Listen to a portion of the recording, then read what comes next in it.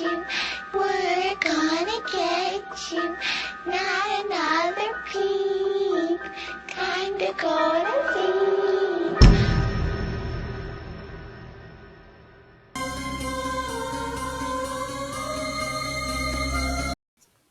Je ne suis pas du genre à psychoter, ni à être paranoïaque, mais là, je ne sais plus quoi faire. Il faut que je raconte cette histoire. Tout a commencé lorsque j'ai emménagé avec ma famille dans une banlieue plutôt aisée. Une banlieue de bourgeois, quoi. Mon père venait d'être promu. La maison était belle et le quartier chic. Ce n'est pas vraiment mon truc, le chic. Ça ne l'a jamais été, d'ailleurs. Mes parents avaient eu la chambre moyenne, car ma petite sœur avait réclamé la plus grande. J'ai donc hérité de la chambre la plus petite, vu que c'était moi qui avais le moins de choses, et qu'il ne restait que celle-ci. J'avais simplement une commode, une petite télé avec une console de jeu, et mon lit simple. On avait mis le lit contre le mur de ma nouvelle chambre. Tout se passait bien au départ. J'avais recouvert les murs de mes posters de groupes métalleux et étalé quelques boîtes de jeux vidéo près de ma télé. J'avais marqué mon territoire en quelque sorte. La première semaine, j'avais du mal à dormir. Je me suis dit que c'était dû au changement récent, que j'allais vite m'habituer à la maison. Je rattrapais donc mes heures de sommeil en cours. Mais un soir, en rentrant du lycée, j'ai entendu quelque chose d'étrange. En allant dans ma chambre, j'ai entendu comme quelqu'un, ou quelque chose, qui grattait à la porte de celle-ci. J'ai donc ouvert la porte pour voir ce qui causait ce bruit, mais il n'y avait rien que mes affaires éparpillées au sol comme d'habitude.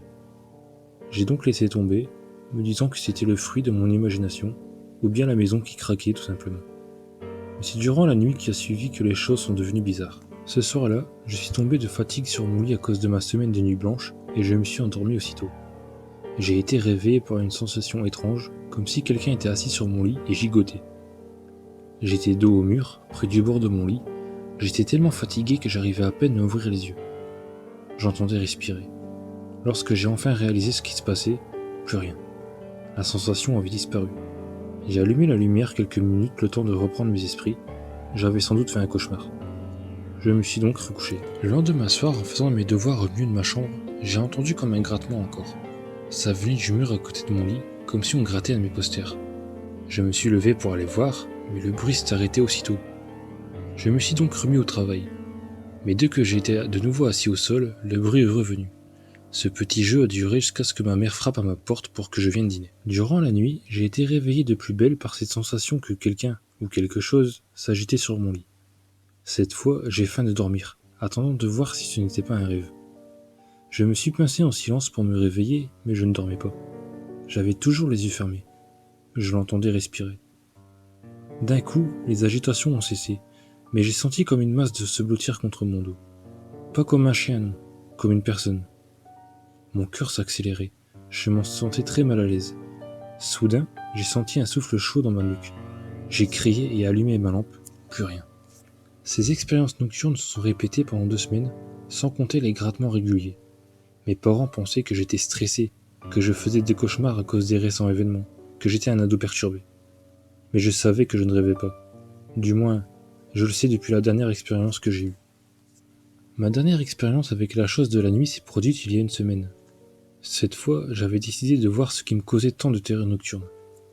Je m'étais muni d'une lampe torche que j'avais cachée avec moi sous la couette. Je l'ai attendue. J'ai à peine eu le temps de m'endormir que cette masse s'est à nouveau manifestée.